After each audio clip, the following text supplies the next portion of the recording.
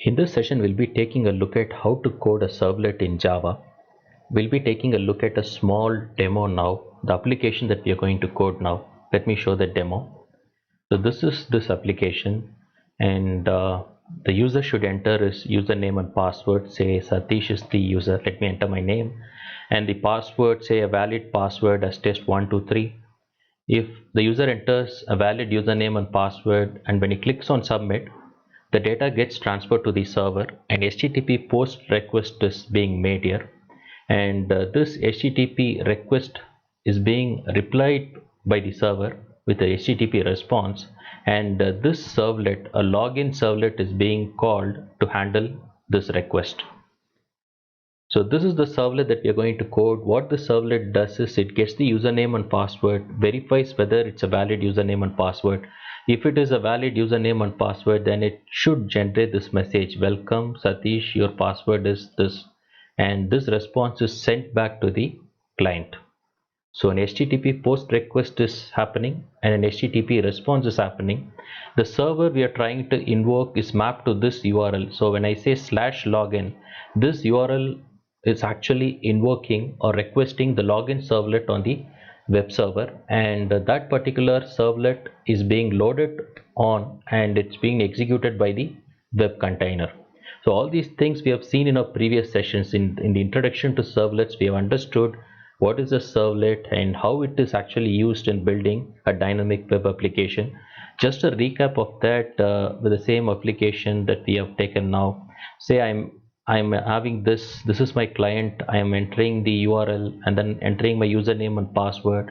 When I click submit, there is this response, an HTTP.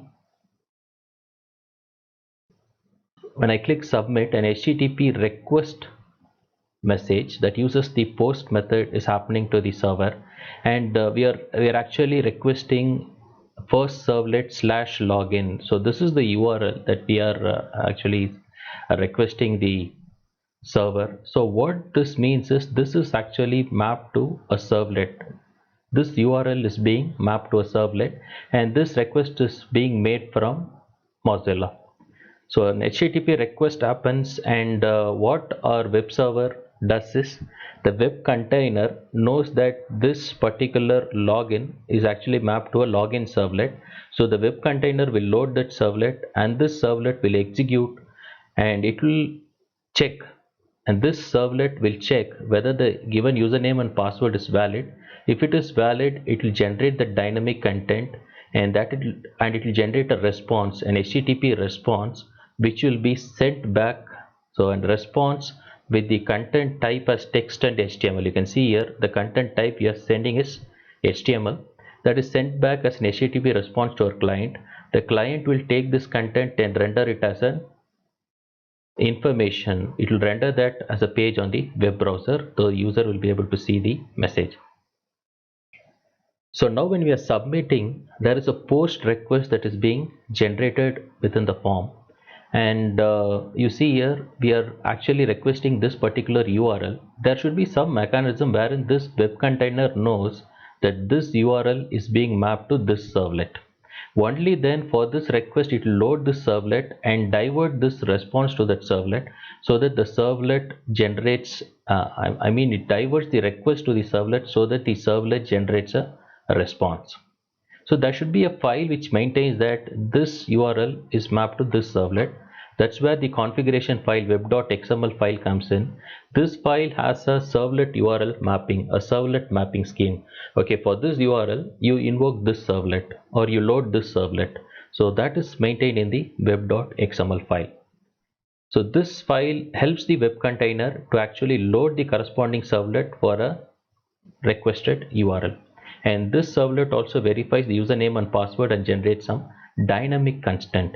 Say it depends on the user input. If I enter some invalid password here, say if I enter my name again Satish and Satish, this is invalid password. If I submit this, again this login URL is requested and it loads the login servlet on the server. The web container does that, and it validates the username and password is wrong, it's not matching. So it's say for fun it's just typing, I think you are an hacker. So that kind of, see, this output is totally dependent on the kind of input we are giving. So it's not static, it is something very specific, and it's built for the user. So it's dynamic based on what the user gives us input. So this is an example for a servlet, and we are going to see how we are going to code this using Eclipse.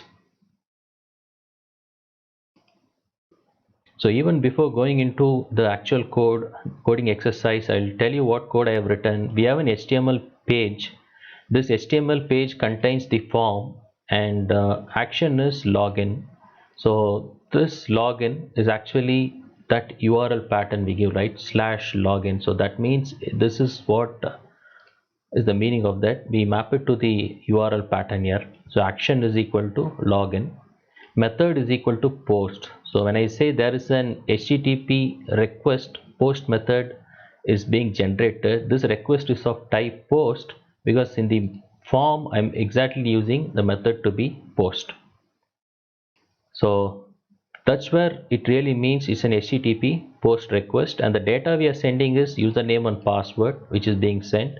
And you can see very well in the URL, if I submit this if I submit this login, so we are diverting it to the login. The action of the form is to divert to the login, and that is the HTML page. And coming to the servlet which runs on the web container, the servlet has got some methods imported from the servlet class and also the HTTP servlet class. Why we are worried about the HTTP servlet class here is, say we are using an HTTP protocol for the communication between the client and the server. So we are very much focused on HTTP servlet class. That's why we are extending our user defined login servlet from the HTTP servlet. And HTTP servlet has got some methods that we have to override, that is do get, do post. This do get is for handling a get request. So if it is in the HTML form, if it is a post, it means a post request is getting generated. So the post request will be handled in the do post method. If it is a get request, then get request will be handled. Say if I have get here, get is only for requesting resources. It's not secure when you're transferring data from the client to the server. But when the method is get, in our user defined servlet class, this do get method will be handled. And we also have this very generic service method. So any HTTP request comes to this service method first. So this will be dealt with, and this will have this request object and the response object. It will check the type of request, whether it is a get request or a post request, and then this will enable a do post or a do get. So this is just an overview. Don't get scared if you didn't understand this. We'll be writing this code step by step, and then we'll be understanding this. I also talked to you about this web.xml file, right? What is this web.xml file? It maps that this URL pattern is for this servlet. So this is where the mapping happens. We say that this servlet called the login servlet is actually mapped to the URL pattern /login. So the web container knows that this particular URL should invoke first servlet. What is first servlet? It's a servlet name that we give. Any name we can give here, but what actually is first servlet? It is the login servlet. So using this mapping, it will invoke the corresponding servlet. That's the main key point here, and we have to understand all these things well ahead so that we'll be able to comprehend or follow up with the code that we are going to write. So that's all about this small demo. Let's see how to code this now. Okay, now we'll see how to code this simple servlet. For that, the very first step is we have to create a new dynamic web project. Let's give the name as the first servlet project. Click on next. Click on next. You have to check this generate web.xml. We have seen the importance of web.xml, so we'll click on finish. So the very first thing that we are going to create is we'll create this HTML file, add an HTML file, and we'll code this HTML file with the form. Once when the form is submitted, an HTTP request comes in. So it should be handled by the servlet. The next step, we'll code this login servlet. We'll write this class which will take in the username and password and validate it and generate a response. After that, we'll configure our web.xml file. wherein we'll map this URL to this servlet such that our web container knows that it will be loading this servlet for this URL. So we have three parts in our demonstration today. Our dynamic web project is created. Now we'll first create this HTML file. So it's new HTML file. We'll call this index.html and click on next. Obviously we'll use HTML5. We'll click on finish. So some code is generated and we have to create this form. We'll create this form wherein the user will enter the username and password. Very first thing is you'll have a label. We'll call this label to be username label, and the text is enter your username. Now input type, we'll get that in a text field, so the type is text. It's very important, we have to give this name element too. We'll give the name to be username for this. If we want, we can give that to be required. So required is it's mandatory for the user to enter this value. Again we'll have another label for this is for password label. We'll call this password label and enter your password. Okay, this that's a spelling mistake here, it's LEBL. So after this message we have to close this label and we'll have a break here so that this label is in a new line. We'll get the input type. Now it's going to be password, so we'll have password here. Again we have to give this name field here, it's very important, give password, and we can also make this required. Okay, after this we can have a break. Next is we have to have the submit button. Input type is equal to, we should have a submit here, and name we'll call that to be submit, and value we'll say that's submit. So our submit button is ready. Next we'll have a reset button too. Input type is equal to, it's a reset button, so it's reset. That's it. So our form is ready, and one more thing is we have to have some things, properties for the form. Say method is equal to post. So what is that? What does that mean? We say method is equal to post. What is the meaning of that? If we take a look at my demonstration, here we are saying a post request is generated. How this post method is used? Because in the form we mention whether it is post or get. So an HTTP post request will be generated because we say the method is post. So once when the user submits this form, we should divert the action to be taken to login, and from this URL the login servlet will be mapped, right? So we should somehow divert the action. For that we have to use this property action is equal to login. So once when the user clicks submit, an HTTP post method request is being made, and then login, in the sense this login servlet is being requested from the server to handle this particular HTTP request object that's coming in. So that's the meaning. Slash login, this URL will be mapped to the login servlet in our web.xml file.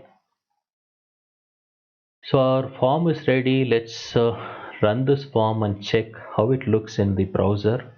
So run on server, save. So we'll use Tomcat server, finish. Continue without restarting. Why should we restart? We'll just see the output. It says index.html file is not available.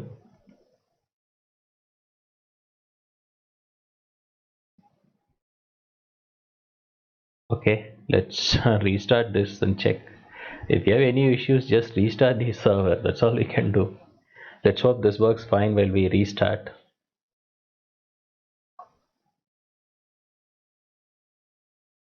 Okay, server restarted. Now let's run this run on server. Okay, finish. Yes, So as simple as that. If you make any changes and you add some files, please restart the server. Now our index.html is ready. Action is login, method is post. The buttons are fine, right? So if we click on reset, reset happens. So now this part of the code is ready. The next thing is we have to code this login servlet, which is a Java class, and this will be running on the web container on the web server. Let's code this servlet. So we're going to code a servlet now. Right click on the project, new servlet, select the servlet, and you can just give the class name here, login servlet. That's the servlet I'm going to write, and we are going to inherit the HTTP servlet. So our login servlet will be inheriting HTTP servlet. That's the super class. Click on next, and just click on next. And now we have to select the methods that we inherit from a super class. We can have a service method, do post and do get. So it depends on the kind of request made from the HTTP client, right? So if it is going to have a do put, then you have to select do put, that will be executed on the server side. Likewise do delete, but we'll focus on these three things: do post, service, do get. Init can also be used for initializing the servlet. So we'll select these methods now and click on finish. So now our login servlet, what is this class? This class is what is this code is all about. So this will be handling the request object that comes in, and this class extends HTTP servlet. HTTP servlet is the super class, and these are the methods that we are overriding in our login servlet. So we have initialization, that is init, service. So protected void service. Why we have this method? What is the use of this method is, any request that comes in, any HTTP request that comes in will be forwarded to this method. So the servlet will be loaded and this method will be invoked first, and this method will be checking whether the request is post or get, and based on that this method will be invoking do post. So do post will be called when the request made is a post. When you have post here, definitely in login servlet this do post will be called. This will be called from within the service method. If it is do get, then what does that mean? Here what we are going to have is a get request. So normally we don't use get when we are sharing data from the client to the server. We'll use post because get is considered to be insecure. So we'll use post here. When will we use a get? Only when we are requesting data from the server and we are not posting any data to the server. So that is the thing here. And in our HTML file, the title is not correct. It says insert title here. We'll say welcome to our login page. We'll have a title there. Okay, that's about the title. So we have understood the service method. Now according to our visualization, we are going to make a post request to our server. So what we are going to do in this service is any request that comes here, I'll have a string method is equal to. So we are going to have this request object and a response object. Whatever request that is coming here, that is called a request object. Whatever response is generated is called a response object. So whatever information that's coming in, username, password, all these things are part of the request object. So I'll use the request object dot get method. So this dot get method will be returning a string of type post or get. I don't know why it didn't get selected. Let me select it again. So request object dot get method will be returning a string of type post or get. Based on that, we will know what kind of request has been generated by the client. So we can even check that here like this. If method dot equals, here I'm going to check whether that is get. So if there is a get request made by the client, what we'll do is we'll call do get. That's it.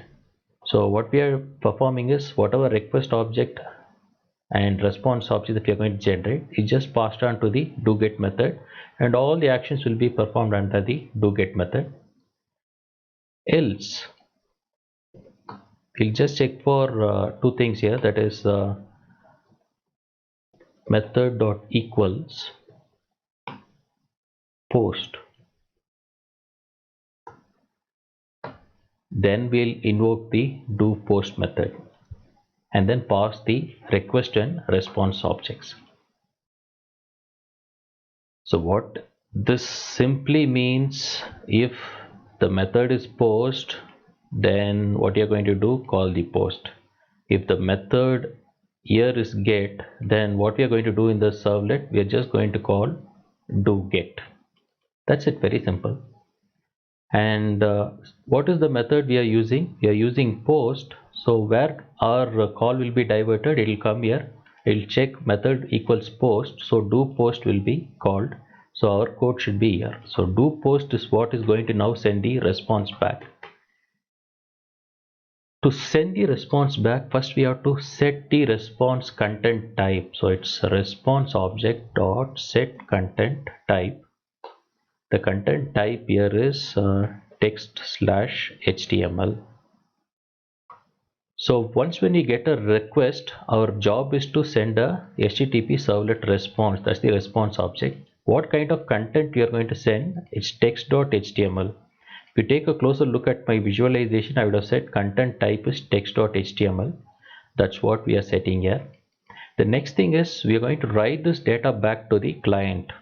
From this server, we are writing data back to the client. So we need an object of type print writer. So this is needed. We'll say print writer out is equal to response object dot get writer. So why we need this writer object is we are going to write data from the server to the client. We are not writing data to the console, so we are not using system.out.println. We are using a print writer object. The next thing what we are going to do is we are going to do a check. That is, if the username that is entered is Satish and password is test123, we'll say welcome Satish and your password is this. If some other username and password is entered, we'll say some invalid username message. For that, first from this request object, we have to get what username and password is being entered. Say the user enters username and password. That's what we are seeing here. User enters username and password and he submits. Now a request object comes in. The data is present inside this request object and we have to extract that. Say I'll have a string username, local variable.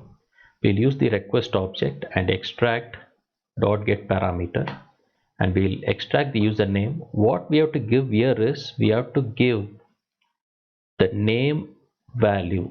Say it's very important to give a name element, right? A name value for every element. So now we have to give this value. What is the value here? Username. So you give username. That's why it's very important to have the name property for every element. Please have that in mind. Likewise, we'll extract the password to string password is equal to the request object dot get parameter. And what we are going to give here is when you go to the HTML file, what is the name element, name property for the password? It is password. So we have to give exactly that. Don't give anything else. So we have extracted or we have received the username and password sent by the user in our username and password. Next thing is we can make a check if username dot equals, since these are strings, we'll use the equals method Satish. The username, if the username equals my name and password dot equals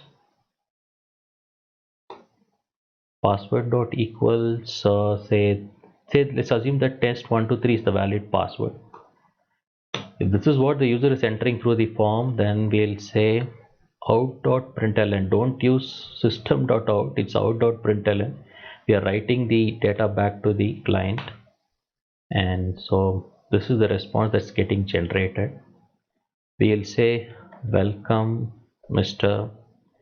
and then plus we'll have a plus, we'll say the username here, then we are just using concatenation, and your password is, and then a plus,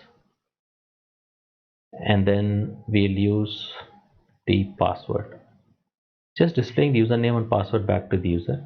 If he's an invalid user, what we'll do is we'll do out.println, and then we'll say I doubt you are an hacker, please run away. Some message will give. Normally we used to give invalid username or password, got bored with that, so let me give such a message here.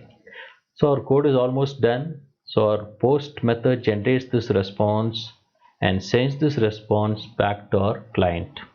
So our post method generates the response. The last thing that is remaining is we have to configure that this URL pattern is for this servlet, login servlet. So we have our servlet. Now we have to go to the web.xml file, click on web-inf, you'll see web.xml, just double click that, you'll get this web.xml file. In this file we need to first have a servlet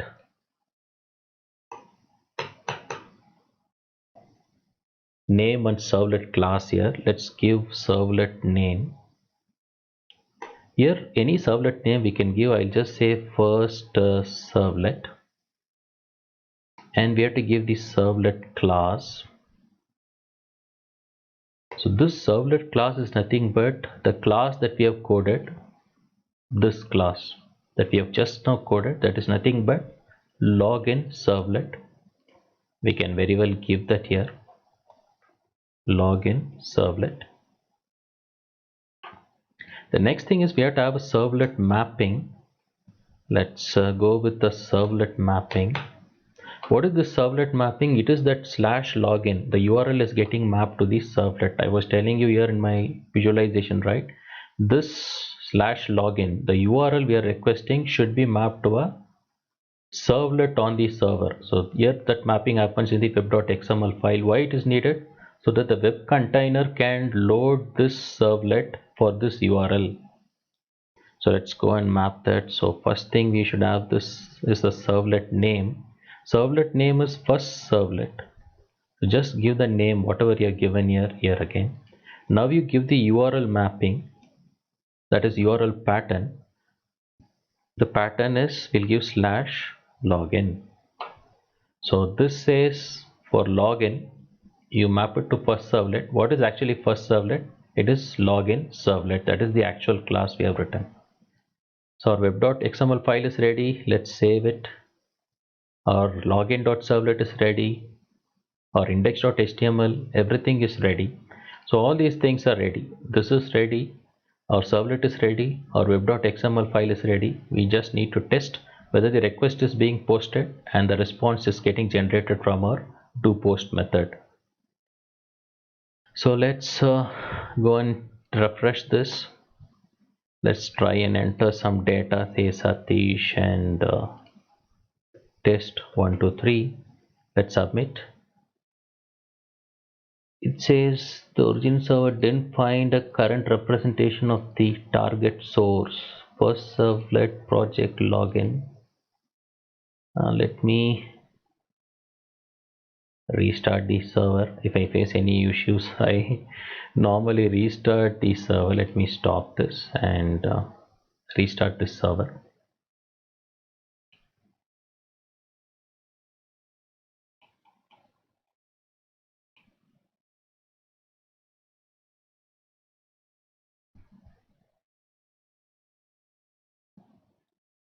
Save changes to login servlet and then just to restart.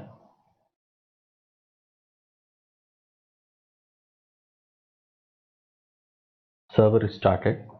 Now let's run this index.html file, run as on server. Yes, next, finish.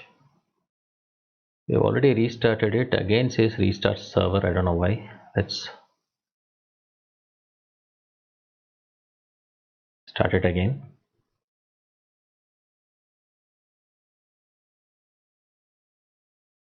Yeah, now we'll enter Satish and test 1 to 3.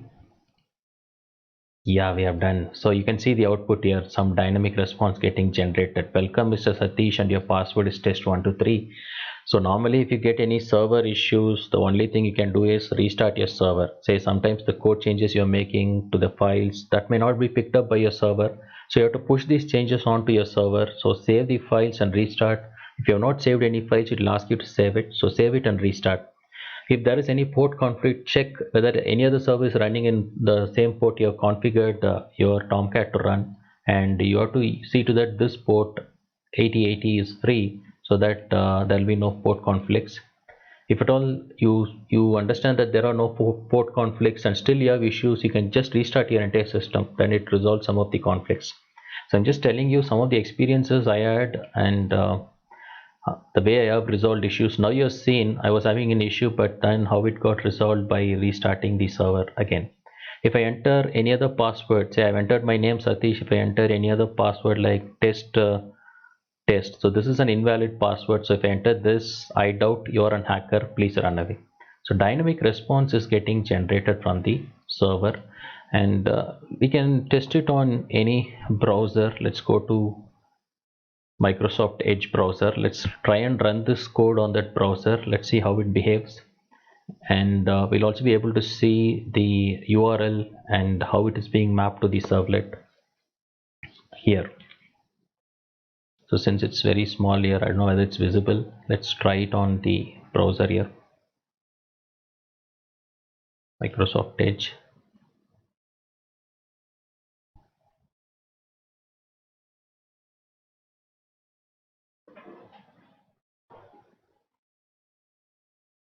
I don't know why it takes time. Let me try that with Google Chrome. You can take any browser and try it out. Okay, now it's here. So let me just give this URL.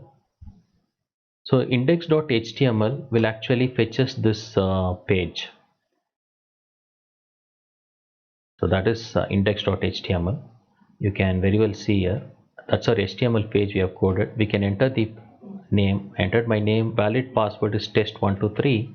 Now when I click submit, you see this submit is requesting /login from the server. And /login, what is /login? According to the web.xml file, this URL login is mapped to first servlet. First servlet is mapped to login servlet. Login servlet is the code that we have written. So it receives the post request in the service method, and then it diverts the post to do post. Do post sets the response object. A writer gets initialized. It extracts the username and password from the request object, and then it responds back using the print writer object. Simple, right? So this is the dynamic web content we are able to generate. Say if the user enters a wrong password, submit, again dynamic content being sent back to the user.